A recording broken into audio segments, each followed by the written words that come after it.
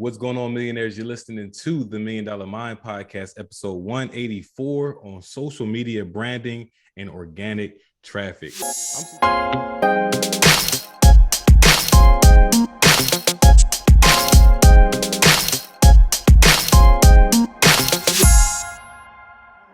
All right, millionaires, entrepreneurs, moguls, philanthropists, managers even, right? I want to encourage you to purchase my book, Lead from the Front, because it is essential if you want to learn how to be an effective leader, not just for others, but for yourself as well. Learning the tools, or the importances, I should say, of accountability, discipline. We have so many resources and tools that are in the book to help you give better feedback, give more genuine feedback, hold yourself to a higher standard and hold others to a higher standard without making them feel like you're the person that tells a lot but doesn't lead by example. And that's what the whole purpose of the book is, to lead from the front. So if you haven't already, go check out my book, Lead from the Front. You can find it on my website at www.kaispeaks.com. It'll be right there at the top.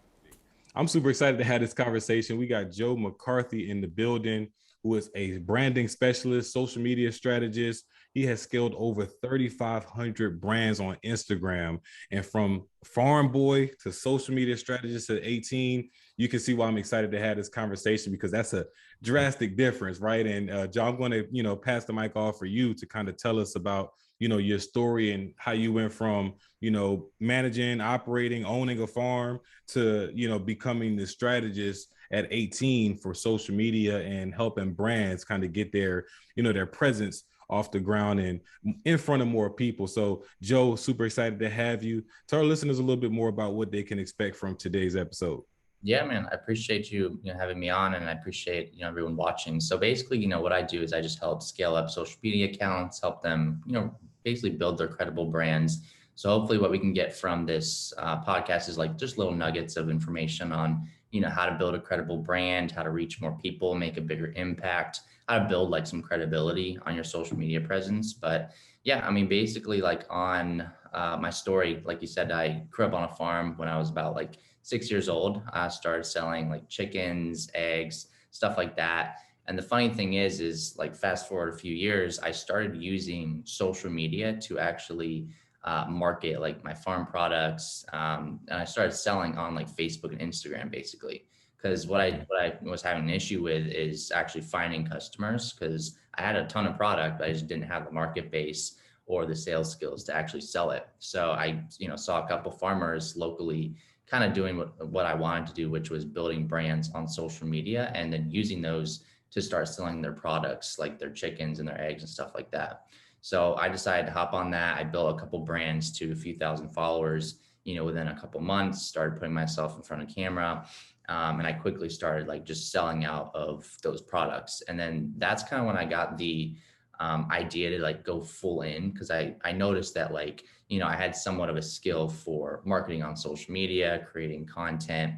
I wasn't naturally confident on camera, but I started to just put myself in front of camera and eventually got a lot more confident. But that's kind of where it started. And obviously it's just blown up from there, which we can get into, to where I, help other guys like yourself and other like business owners, entrepreneurs, coaches, pretty much anybody that has something to value, whether it be a service, product, content, information. I just help them basically scale up their social media presence, just like I have basically. Awesome.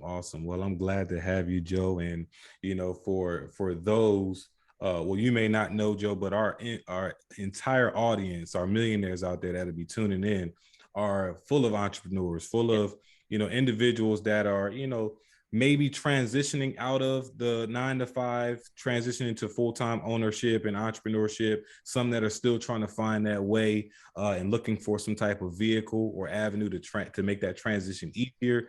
But without further ado, you kind of know how it is that to get from A to B, you need some type of platform that brings traffic that makes that transition easier. And I love how you mentioned that you didn't have the sales skills at first, and having an online presence made it easier for you to be able to sell online. If you may not have the sales skills, but if you understand like funnels and just online presence, selling online, you can get a few sales here and there just from having the platform and the systems in place. So Joe, glad to have you. For our millionaires that are tuning in for the first time, welcome to the Million Dollar Mind podcast. For our vets, welcome back. You are in the right place if you are here looking for money making tips and tricks on just living a more passionate life, but making some money while doing it at the same time.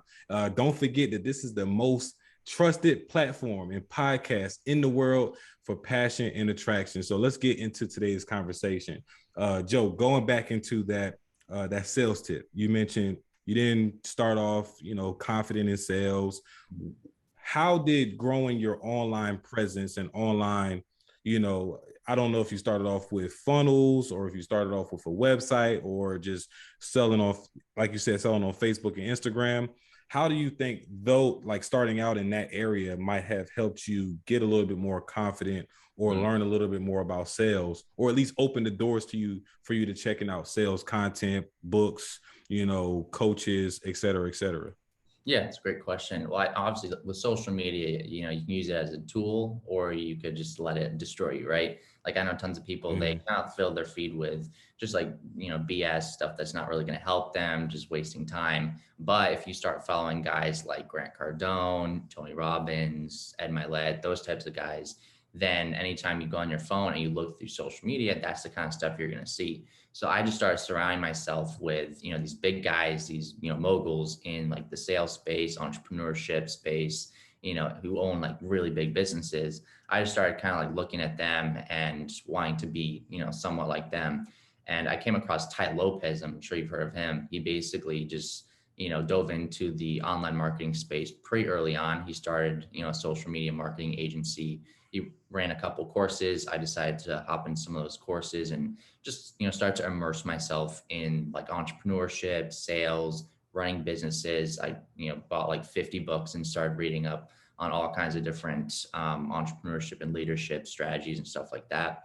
So I just started like immersing myself in that. And going back to the first thing I said with social media, if, you use it as a tool, it can become a huge, huge asset for you, a really big gold mine. So I started even like cross promoting with people like, yourself, like, reaching out to guys who have podcasts, reaching out to people who have business knowledge. And I just like, interact with them. Maybe we'd hop on like a couple calls. So that's basically how I used it. I didn't really get too much into like funnels and stuff.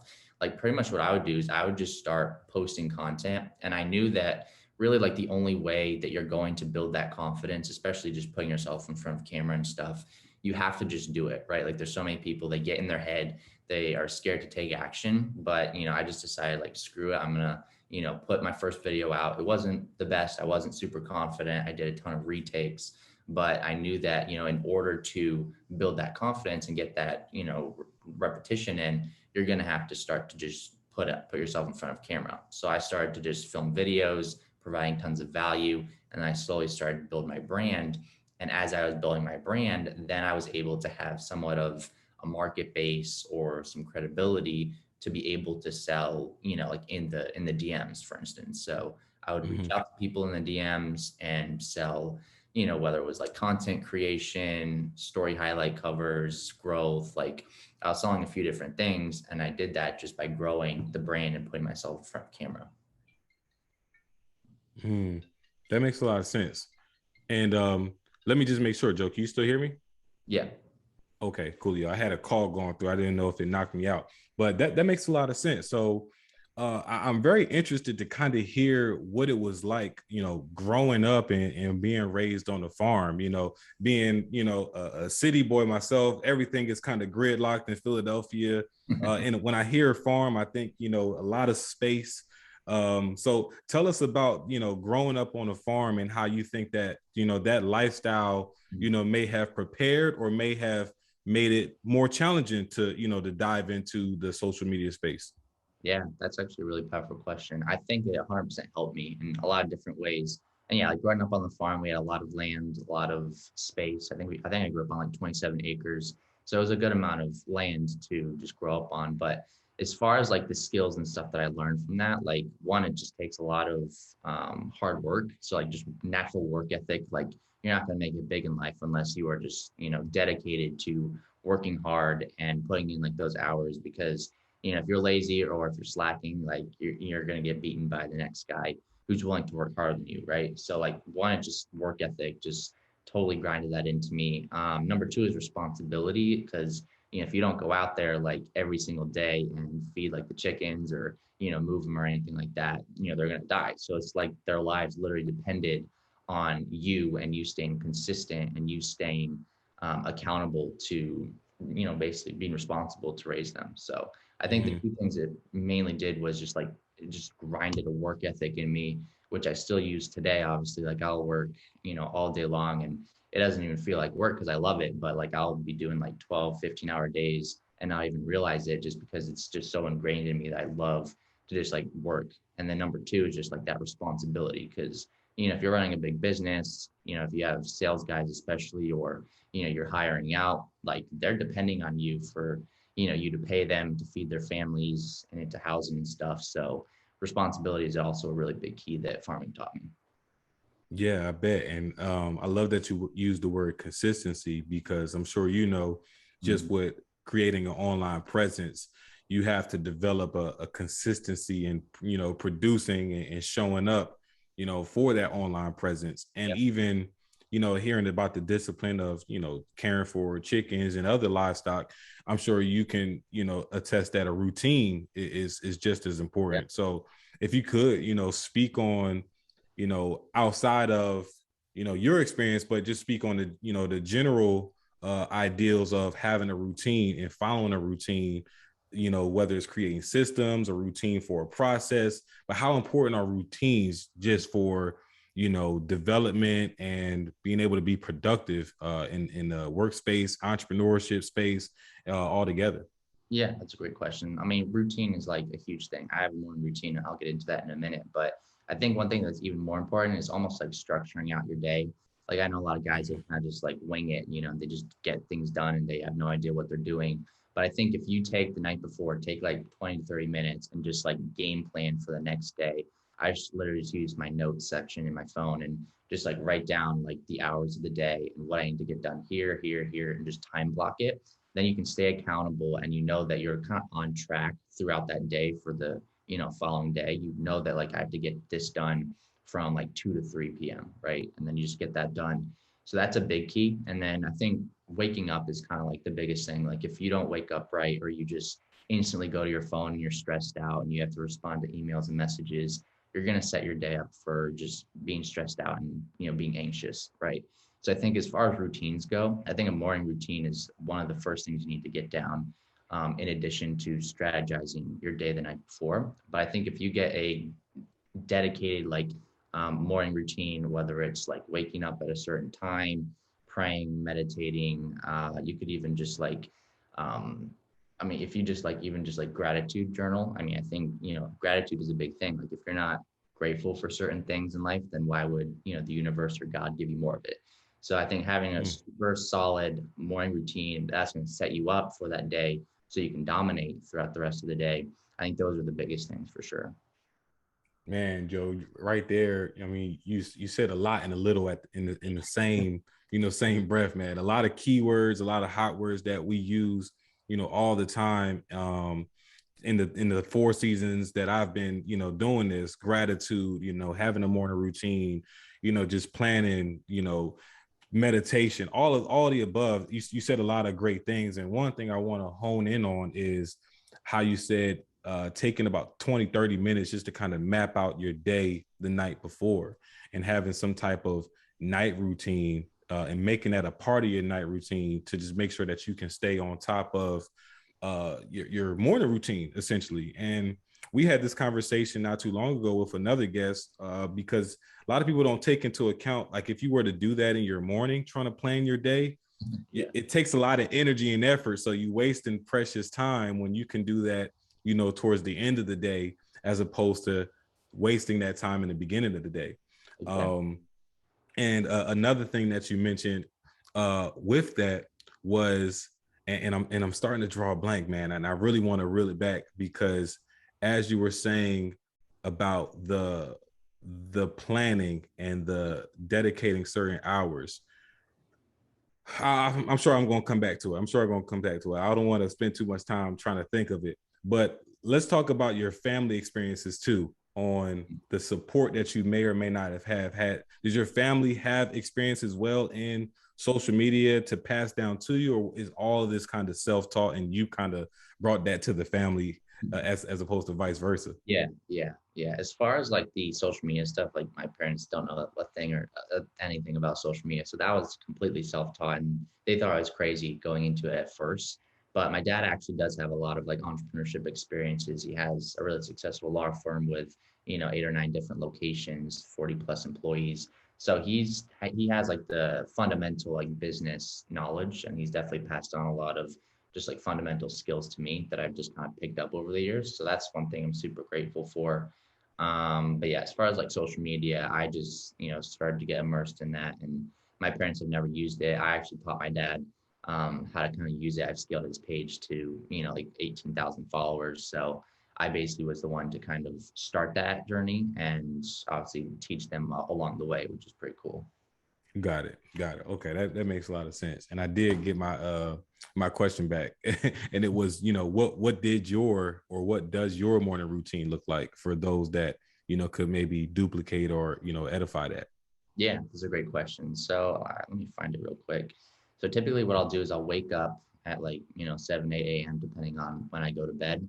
And then what I'll do is I'll have a quick gratitude list. So I like to list out at least like 5 to 10 things, new things. Like I don't like to just list the same thing mindlessly. Mm-hmm. You want to kind of be intentional with it. So list like 5 to 10, different things each morning for what you're grateful for. So that way, obviously you can kind of set your state up on the right foot in the morning. Then typically I'll just do like a quick meditation to kind of get my mindset right. I also like to set an intention for the day. I've been in a lot of different coaching groups, and in this one I'm in right now called Wake Up Wealthy, they have you set like an intention for the day. So it's kind of like you're obviously going to have like your simple skills and like just the nitty gritty things like responding to DMs and, hopping on calls. But if you have like an overarching, like almost like a goal or like an intention for that day, like, I want to show up presently on my calls or I want to show up well here, then, overall, that way it's going to make your day a lot more intentional and it's going to help you set yourself up for success.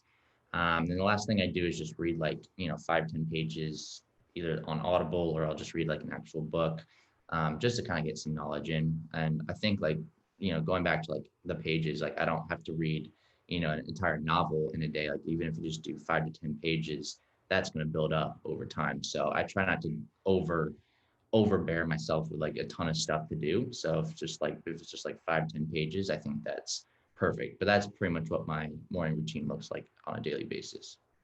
Absolutely. I love it. And I saw that you were I checked out one of your stories and saw that you were doing that 75 hard Yeah. challenge. How's that been going for you, man? You're on like day 16 or something Yeah, like that, right? exactly. Yeah, I think it's day 16. So far, so good, man. I mean, gotten a lot more muscle, despite having to work out twice a day, which is brutal. I still feel like I have more energy. Mm-hmm. Being able to kind of stick to a diet, pretty much cut out like all sugar because my diet wasn't super great. So, cutting out sugars helped a ton. But yeah, dude, I just decided like to dive all into it because I saw other people in my space doing it and I've seen great reviews and I'm always one to challenge myself and kind of just try to, not just challenge myself physically, but also just mentally. I think is even a bigger mental battle to, like drink a gallon of water a day, work out twice, all kinds of things. So far so good. And I mean, I have full intention to finish it. So yeah, I'm trying to build that discipline.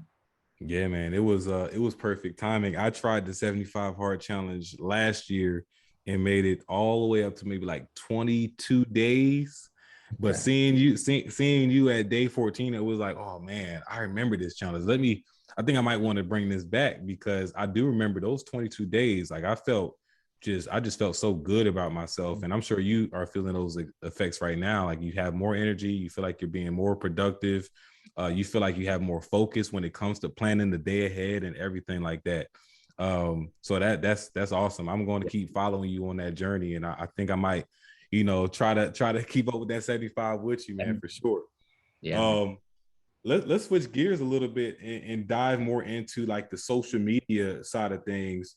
Um, when it comes to posting, and I have my my opinion on it. I feel like it could go either way. But just from you helping the brands that you've helped, do you feel like posting every day is like essential to grow a strong page? If not, or if so, how do you come up with the bandwidth and the energy to be able to consistently post on a day-to-day basis? Yeah, that's a good question. So honestly, like I'll probably give you an answer that you aren't really expecting, but I think when you're starting out, I think posting once a day or twice a day is actually kind of detrimental, and I'll tell you why. So basically, if you post, let's say 2 times a day, just starting out, no one really knows you a ton. If you start just posting a ton, I guess like likes, comments, and views and stuff like that, it's kind of like asking your audience for a gift, right? They're going to give you this gift, which is their attention, a like, maybe a comment here and there. And if you're asking for a gift twice a day, every day, they're going to get kind of bored of that, right? And they might not want to view your content quite as much. But if you span that out, let's say instead of posting, 5 to 10 times a week, you only post 3 times a week, you do it every other day. So you give them kind of like a cushion break. They look forward to that content even more the next day. Plus, then you don't have the issue of like having to come up with 10 different pieces of content in a week, because that gets challenging too. Like I tried that, and it's like, I tried to batch the content, which is actually a really good strategy, whether you're posting, 5 times a day or 5 times a month, trying to get it all done like in 1 or 2 days, because you're like in that mode. It's so much easier to Mm-hmm. kind of do it like day by day, if that makes sense. But yeah, as far as like posting amounts, I probably post maybe 2 or 3 times a week. And I think starting out, you want to post maybe like 2 to 3 times a week as well. And then once you get to the level of like, Grant Cardone, Gary Vee, Ed Milet, like at that level, post like 3 times a day. Like, because at that rate, you already have an audience, you already have the exposure and the credibility. So once you start to build an audience, then I would start to really pump the content and post, 2 to 3 times a day. But starting out, I honestly recommend, for your sake and for your audience's sake, maybe just do it like every other day, or, 1 or 2 times a week. Mm. And you're right. That answer definitely caught me off guard, but I can see why that is effective. Because I'm just thinking, Joe, like for the mental of somebody starting out with producing content. One, it's already exhausting trying to produce Yep. content for 2 times a day, right? Then imagine not getting any attention, any likes, any Yeah. comments, any engagements on it, and then you feel like it's pointless, to Yeah. where you're losing the energy, and you feel like it's pointless to where you all of a sudden just stop Yeah, altogether. exactly. You're not reaching people, so it almost seems pointless. And that was kind of my point, because that's what I started doing. Is I just posted a ton, and I wasn't getting tons of engagement. So I was like, well, this sucks. I'm not really reaching people. What's the point? Versus if you kind of just span it out, even if it's just like every other day, you start to slowly build more engagement, and it's not as much toll on you, because you could even take that day off to plan out your next day's worth of content, so you're not just burning yourself out, if that makes sense. Man, that makes perfect sense. And I think I was just now starting to come to that realization just naturally through trial and error, because when I was going through the rebranding phase, I was trying to post once a day. Then I said, okay, I'm going to up it up to twice a day. And then, I got a little bit tired of, coming up with the content for like 20 reels and then trying to record 20 reels for a week. And then it just kind of felt redundant. And I felt like I was slipping in other income producing activities as opposed to these activities. So it makes a lot of sense. And I'm glad we had that conversation, because I think that we needed to hear that, as Mm. opposed to me just kind of identifying it and then not really being able to have a conversation so others can see why they might want to try that out themselves. When did you start content batching? Because I also content batch, not just for Instagram, but also for the podcast. I'll content batch as well. And I know that you mentioned how effective it is, but how do you prep for it? Because it is a certain level of preparation, as you know, for content batching. Yeah, it's a good question. I mean, kind of like my system, how it works is I'll just like write stuff in my notes, my reminders. Like if I hear something on like a movie, or if I see something on like a podcast I'm listening to, or if I'm reading a book and I'm like, oh, that's super interesting, I might just write down kind of like a basic format for like what that reel would entail, or what that post would have.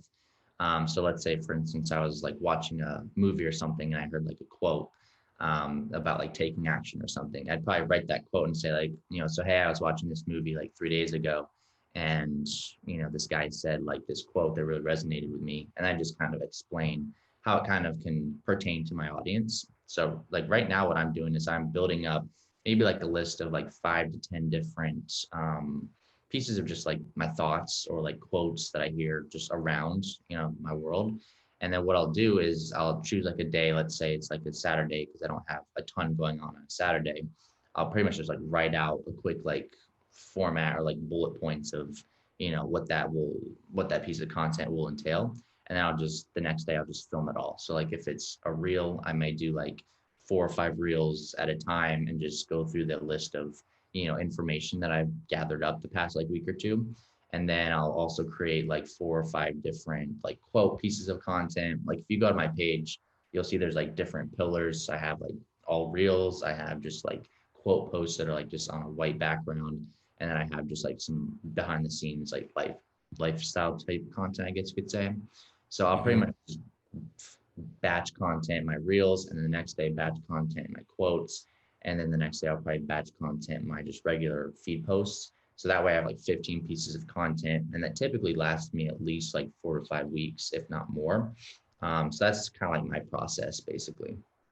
Got it. Got it. No, that makes a lot of sense. And again, it's definitely beneficial that you're not posting 2 times a day, right? So you can stretch it out a lot more. And I even like the psychology of how you mentioned it kind of teases your audience a little bit and makes them kind of beg for more, like wanting for more.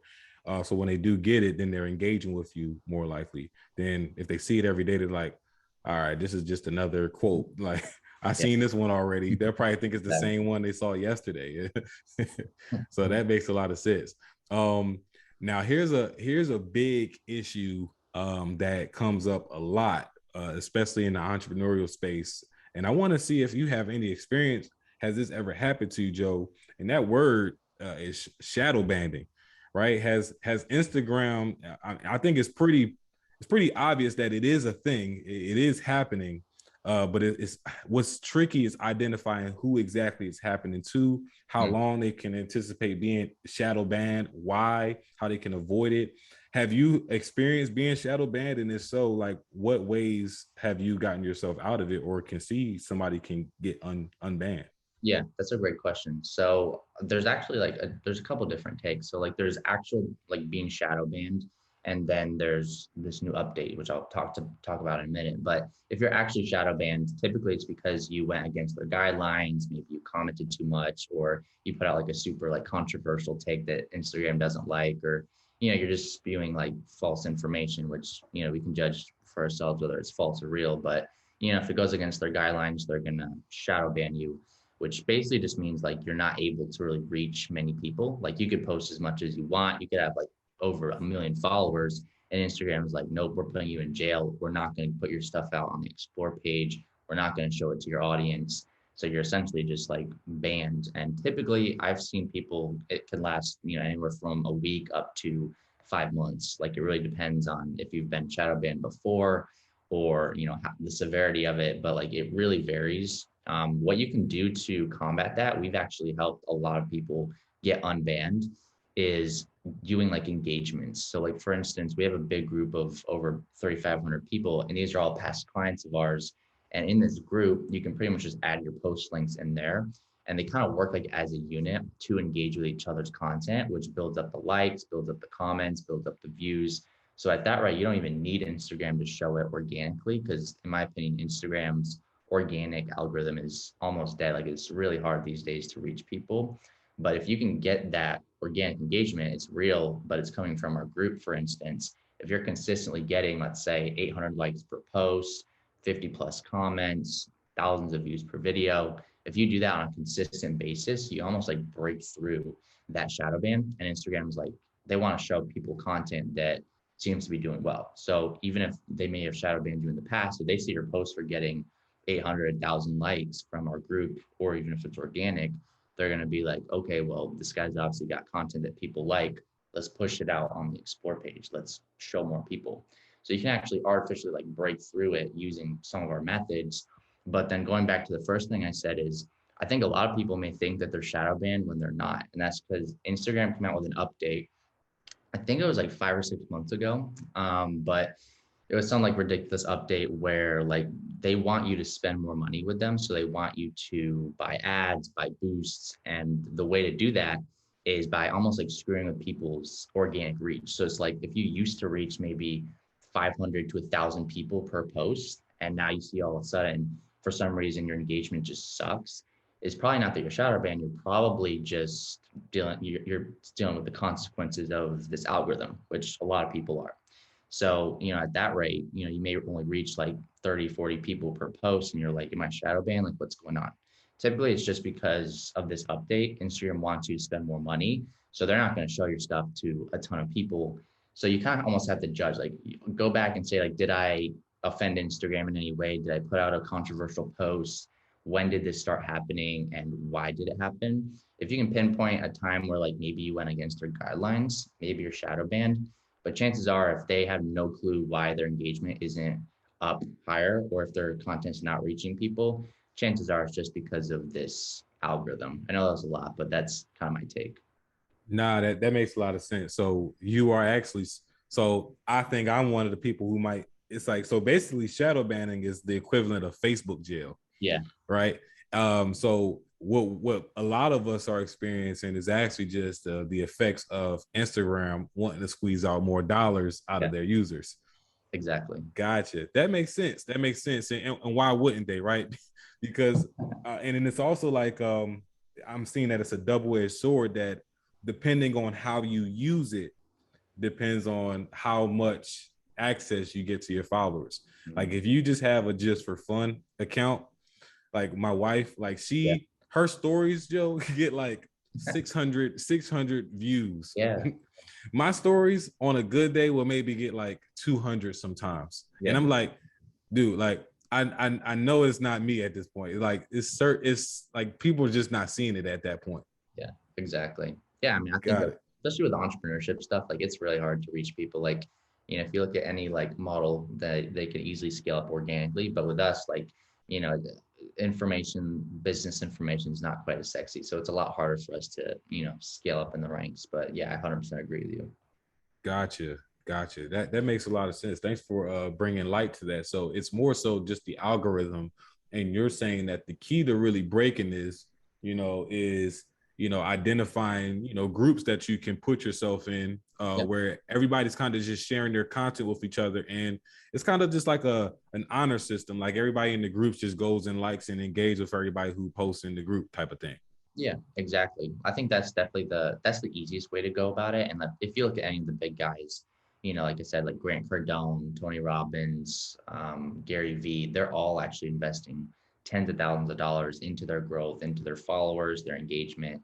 Because like I said, it's so hard to grow organically. They're all like feeding their, pages by investing into stuff that we kind of do basically. So that's definitely the easiest way to do it. The other one is just provide good content. Like I don't know if you know Alex Ramosi, but he's one of like the top guys who has grown like just organically because he just provides such great content. So like if your content is super golden and you post that consistently, like at least 2 to 3 times a week, and you stay consistent with that, that's another thing is you don't want to go like post like for 5 months and disappear for a month. You got to stay consistent with it. So if you're consistent with it and you're posting really, really good content, you can slowly grow organically. But other than that, the only other way is really to just start investing into the actual growth and engagement and stuff like that.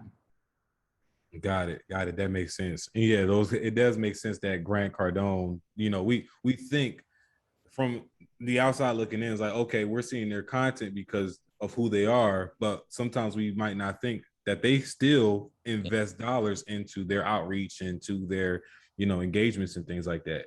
Yeah. Especially, the day before an event, like they might have an event, and, they're going to pay to get that out to the right people. Yeah. Even like guys, even people like Kim Kardashian, Ronaldo, Justin Bieber, go through like Justin Bieber, like I don't even think he cares about the followers anymore. You go through his page, to go through his actual following, it's basically just bots. Like he has an agency who's probably just feeding him followers because a guy with 200 million followers is a lot more credible than someone with 100 followers, right? So they obviously know the game. They know that it's very big into like pay to play. If you can build up your page, you can make tons of money. Like Kim Kardashian, I think she charges $1 million per post, which is just unfathomable. But like she's done that because she's built her brand and invested heavily into the numbers and the growth and stuff. Mm-hmm.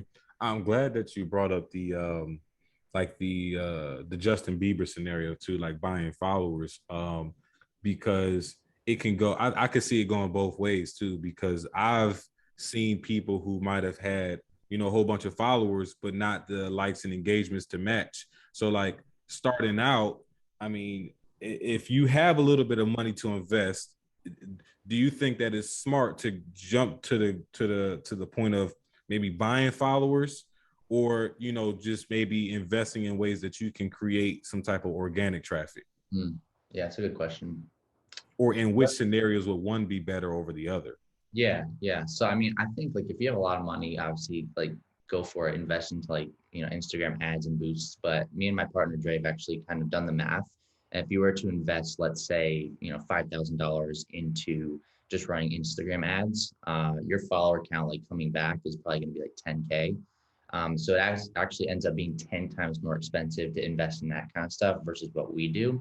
I wouldn't recommend just like going on a website or like just buying super cheap like bot followers. Like it's hard to judge whether or not they're even real or not, but I would not recommend just like buy like super duper cheap followers, because like you said, what happens is Instagram can either just like actually shadow ban you, they may even delete your account, and then you'll see like there's tons of people that have 10, 15, 100,000 followers, but you look at their engagement and it's super low, right? Because it's not, they're not actually like engaged followers. So I wouldn't really recommend doing that.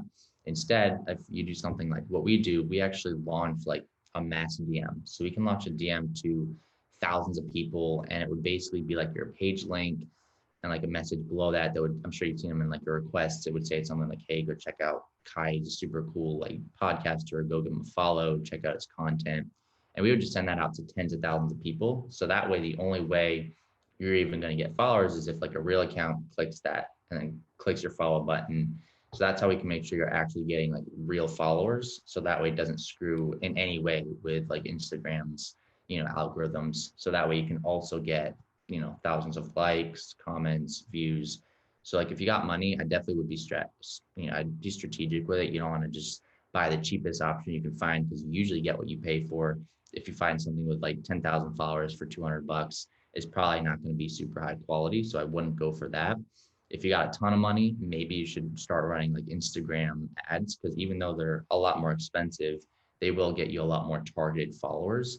But typically, Mm-hmm. if you have, let's say, anywhere between $500 to a couple thousand, usually you want to go like the middle route, which would be something like what we do, which is getting real followers. They may not be like super highly targeted, but they're real, they're US based, it'll get you more engagement, and it will build up your credibility. So those are like the scenarios I would, base it off the scenarios, what you probably have to do.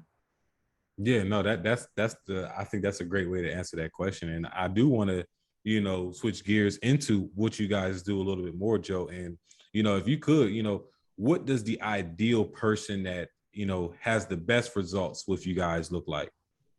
So typically there are people that have a way to monetize their brand. Like you could have the best page in the world, but if you're not really using it to monetize, whether that's, selling a product or a service or putting out good content or like a podcaster, typically you're not going to do quite as well. So like we've worked with a ton of people that are like, coaches, entrepreneurs, business owners, tons of podcasters, tons of speakers, because if they scale up their following, let's say to like 20 to 30K, and they're charging, let's say, like $3,000 for coaching, if they just bring in one client, it's going to pay for the service. And then if they bring in 6 clients or 10 more clients from the credibility and the growth, they're going to make a ton more money, right? So then they just keep on buying from us.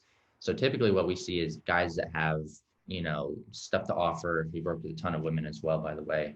But yes, typically like I'd say like 18-year-olds up to like 45-year-olds, and they almost always have either like a business or like a podcast or value to offer to people. Mm-hmm. Okay, that makes sense. And let's say an individual um, has a product or service built out, but because of that, they totally ignored social media for the last year or so. So they don't even have a platform, because this is typically, you know, what our millionaires may look like. As a beginner, now having a product and service and stepping into the social media space, what steps would you recommend that beginner take before coming to you guys for help? Yeah, I mean, firstly, I would just say just start posting content. Like, we don't like to necessarily like to scale up posts or scale up accounts that have like one or two posts. Like, we like to scale up stuff that has like good content. They have like at least a good like 8 to 10 posts up. So I would say just start posting, building like a brand, like aesthetic. Like, we can totally help you with the look and the content and the management of the page. But if you can start to like just build the overarching brand, build some like good content, we can do our part by actually scaling that up and getting it to more people. So starting out, I would just start to just post good content, cross promoting with other people if they can maybe like, hop on podcasts like yourself, or if they can just like get a shout out from, maybe like a micro influencer, like on a story, that can help a little bit with the growth. But yeah, that's probably what I would just do, at least starting out, because like Grant Cardone will tell you, like, if people don't know you, they're not going to buy from you. You could have the best product in the world, and if you only have like 60 followers on Instagram, like you're basically nobody to most people. So Mhm. it's definitely beneficial to scale up like a good, credible brand. Yeah, no, that makes a lot of sense. And I even like that you use the word um, focusing on an aesthetic to have, because I do feel like that's important. And it is clear that there's a certain aesthetic that works for Instagram versus a certain aesthetic that may work for TikTok or Facebook. For Instagram, what do you feel like that aesthetic looks like? Or, you know, certain aesthetics that can pass, that kind of just makes it easier to scale these brands. Yeah, I mean, that's a good question.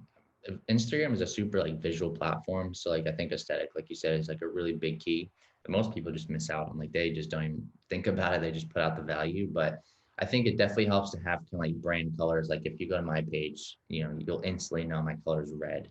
So I think like kind of having like a consistent color theme is probably like a really big key that most people just forget about. Because that way, if people see your content, they can also like associate you with red, right? Or like if let's say they see just like a red post scrolling through Instagram, they almost always know that it's from you because they can associate that color with your brand. So that would be one thing. Just simple branding things like adding like your username in the left corner or whatever, adding like your signature or something like that. That can help too.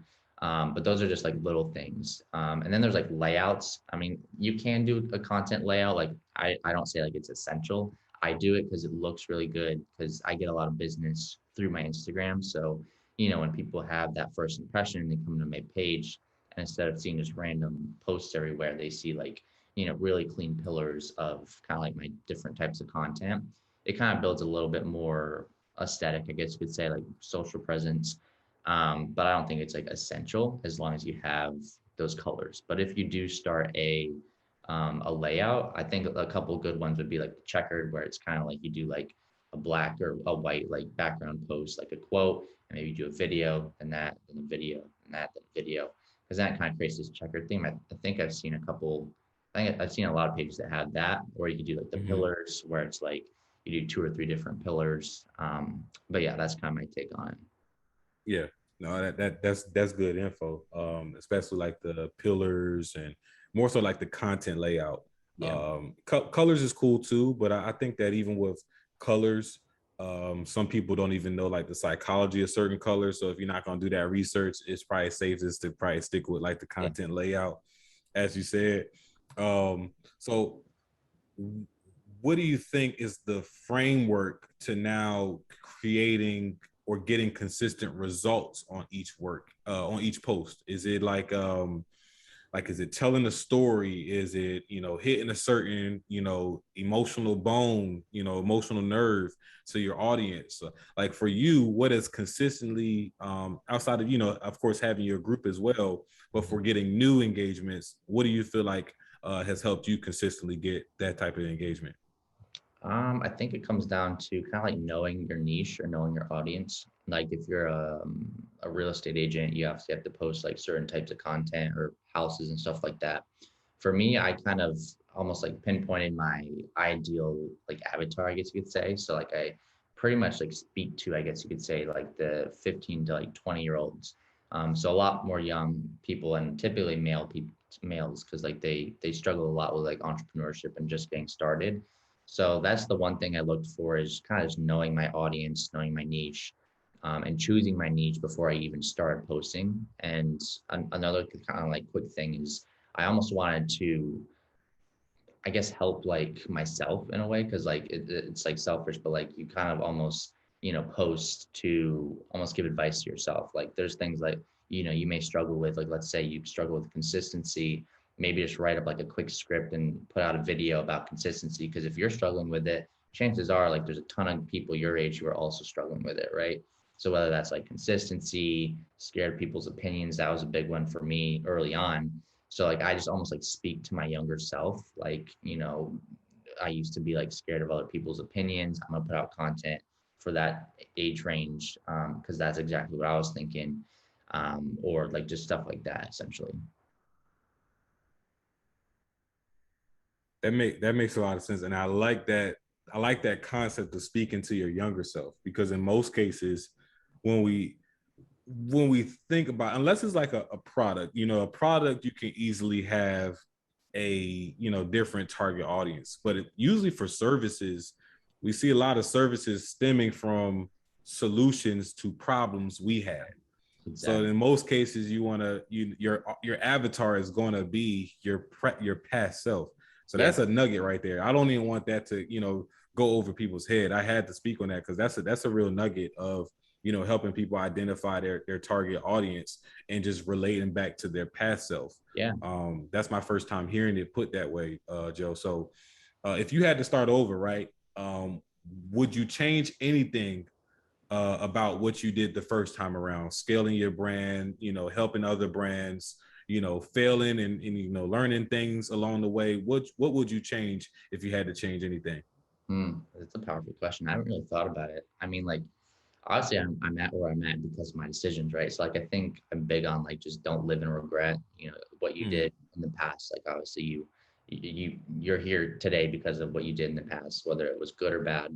Obviously we've all made like mistakes or put out like just like, content that didn't really stick, or maybe we had like fears. Like for instance, if I was scared to put out content for a year because I was scared of what people would think, the reason I put out content today, helping those types of people, is because of that trial or that error, right? So like I think ultimately there's really nothing I can think of off the top of my head that I'd want to change, because Mm-hmm. everything that I did in the past is because of I mean, where I'm at right now is because of what I did in the past. Yeah. So I think ultimately I don't really have any regrets, and I'm big on don't live in regret. Like the past is the past, right? So like you gotta have to kind of live in the present, look forward to the future, because living in the past, there's really nothing beneficial to that at all. Yeah. No. Yeah. That's a great answer. And you said something that made me curious about something else, and that was pretty much you learn from your mistakes and you create the content that doesn't stick. What do you learn from that? And that content that doesn't stick, what do you do with that? Do Yeah. you like the content that doesn't perform? Do you delete it and maybe try to repurpose it later? Do you keep it on there as just like a reminder, like, hey, I remember when I made this and it didn't stick? Or do you try to clean up your page for only the most successful content?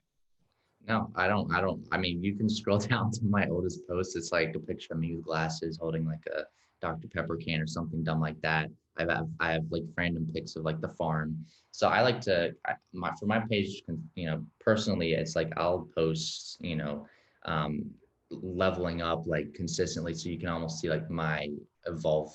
Like you can see me evolving, right? Because like I used to Mm-hmm. be here, and now you can like see that I'm human, and I slowly build up my content. It's consistently getting better. I'm consistently getting more confidence, consistently getting better branding, better, captions and stuff like that. So I kind of like that kind of concept. I think it's super cool. And if you see that a piece of content doesn't stick, like I just keep it there, because I think what you just said, like it almost like reminds you, like, your audience obviously doesn't really like this kind of stuff that much. So, maybe don't post that, and then you see kind of what works and double down on that kind of stuff. So I'll just keep it up. Like it's obviously your choice at the end of the day. I don't think it's gonna like make a huge difference either way. But for me personally, like I just keep up everything, the good, the bad, the ugly, because it kind of just shows that you are human and that you can evolve and, obviously better yourself every day.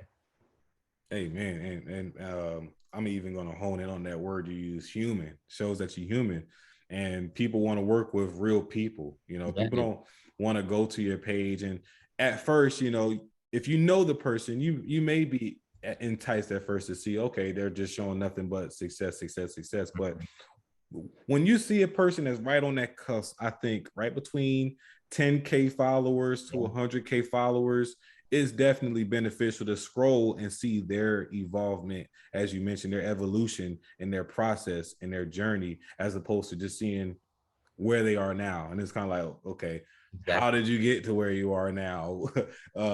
Is it all real? Is it legit? Like it raises a lot of questions.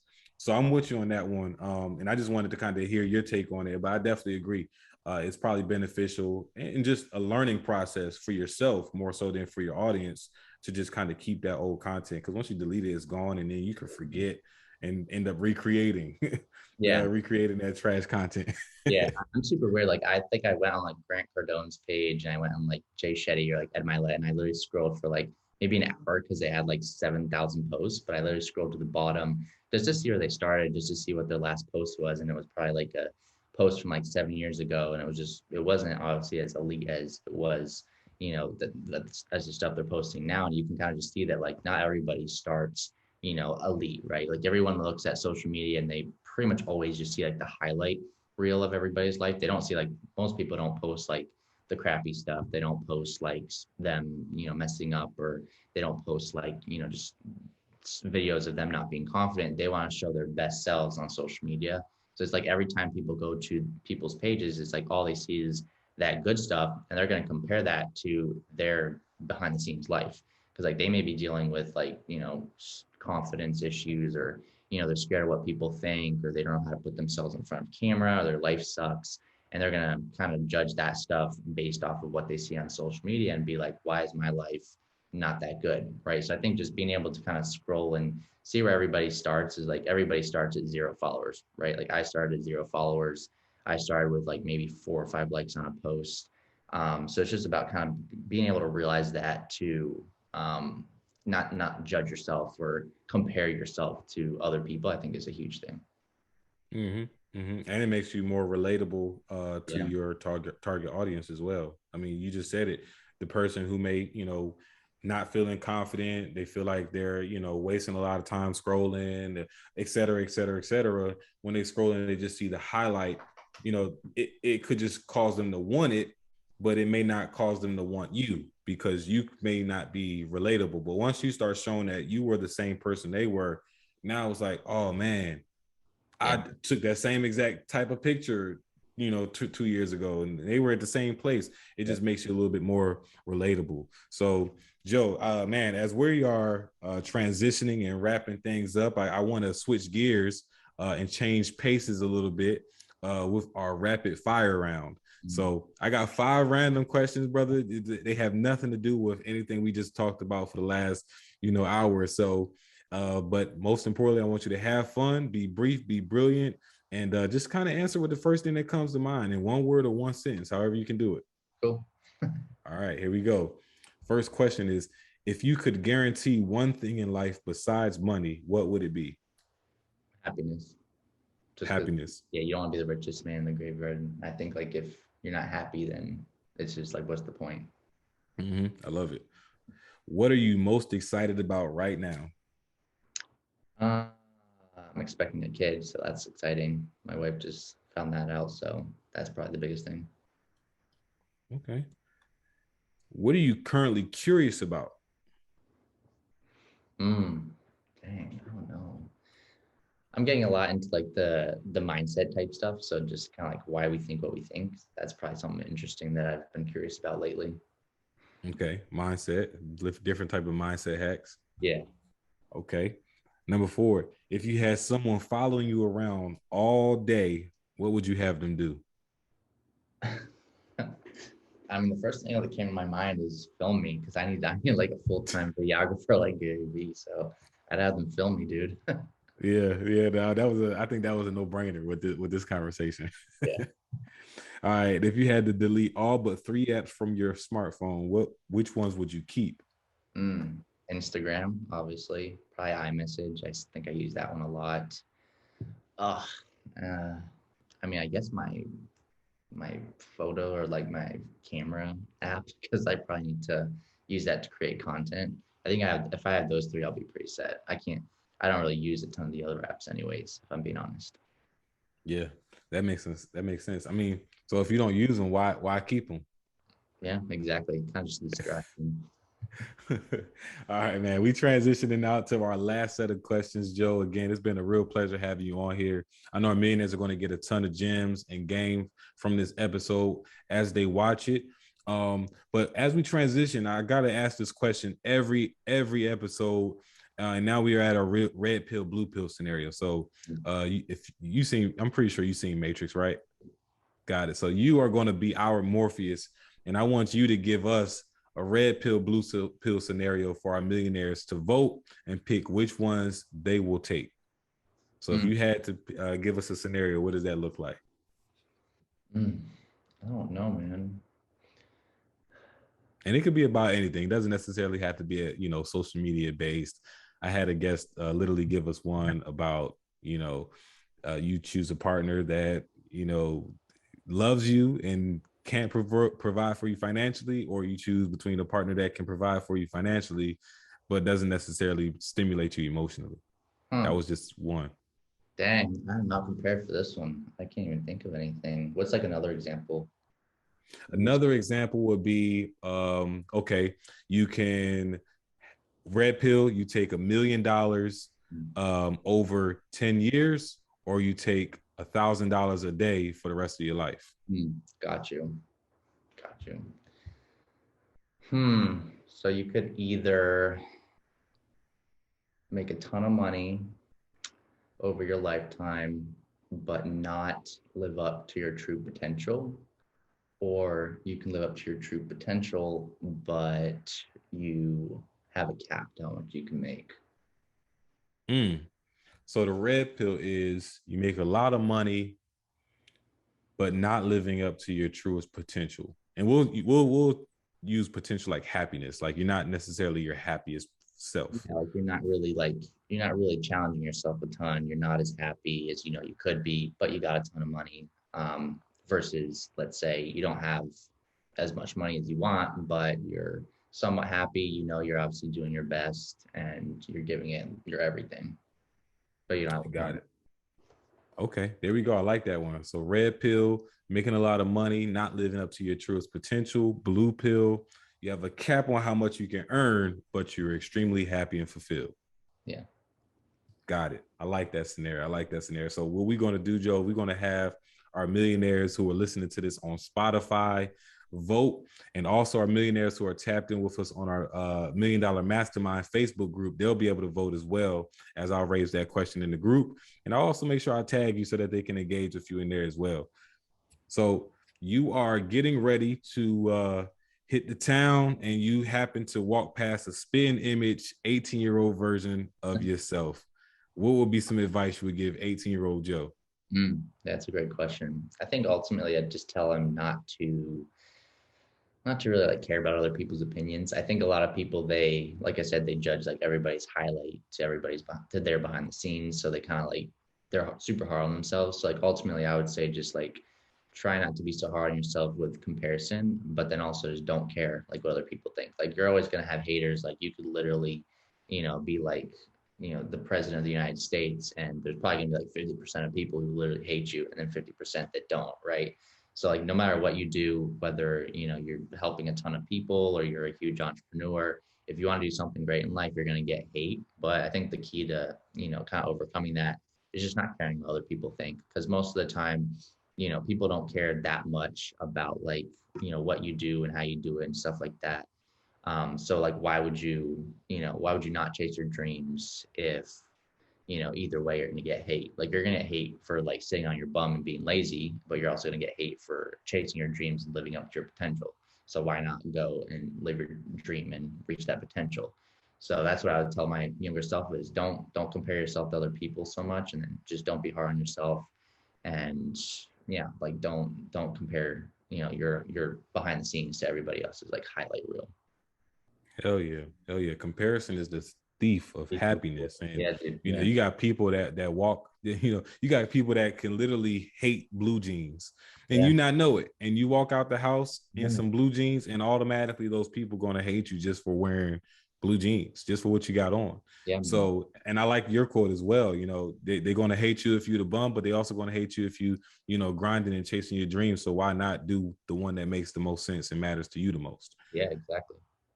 Perfect, perfect. Well, Joe, man, it's been a pleasure. As I keep saying, I want to give you now the space to plug yourself in, tell our millionaires a little bit where they can find you, any special projects or events you have going on, some news that you're super excited to share. Now's the time to, let us in on a little secret. Yeah, I appreciate it, man. I appreciate you having me on. I'd say Instagram is probably like the main place you'll find me. It's where I post pretty much all my content. So at Real Joe McCarthy on Instagram. I mean, you can check out my Facebook, same thing, Real Joe McCarthy. I'm not super active there, but Instagram is probably that main platform. As far as big projects go, like we don't have a ton. I mean, we have tons of stuff in the works, but it's more like behind the scenes stuff.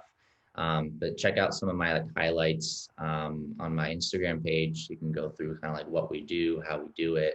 We're always leveling up people's pages. So obviously, if you guys are interested in something like that, feel free to check it out. And if you go through my content, hopefully that can help you guys as well. Awesome, Joe. It's been a pleasure, man. I super, super excited to have this conversation. I'm glad you showed up. I'm glad you were able to give us some value and some gems. So I got to say thank you again. And to our millionaires, I want to say thanks for you all for, just showing up week in, week out, giving us the feedback, letting us know what you want to hear more about. And thanks in advance for becoming the change agents that you're bound to become, especially as you apply today's principles.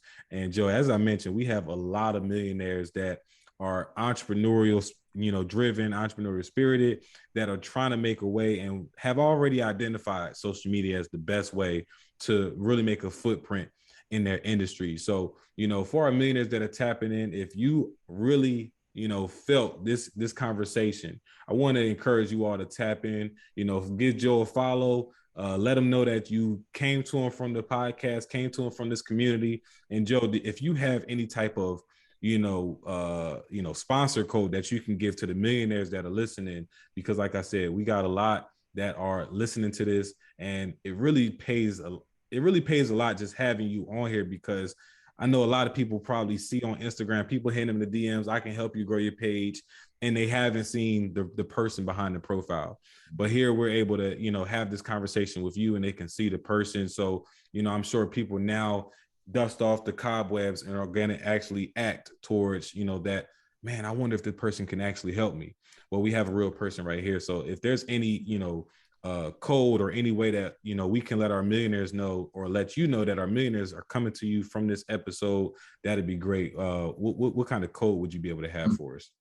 I mean, we could probably, come up with something real quick, but I think if you just tell me that, you came from Kai's podcast, and you just shoot me a message on the DMs, we'll be able to kind of like attribute that to his podcast. So that way we can know that you guys came from that. And we'll give you discounts as well. So if you, mentioned that you came from his podcast, you saw me there, and you're looking to grow on Instagram potentially, we'll be happy to give you guys, like a certain portion off for sure.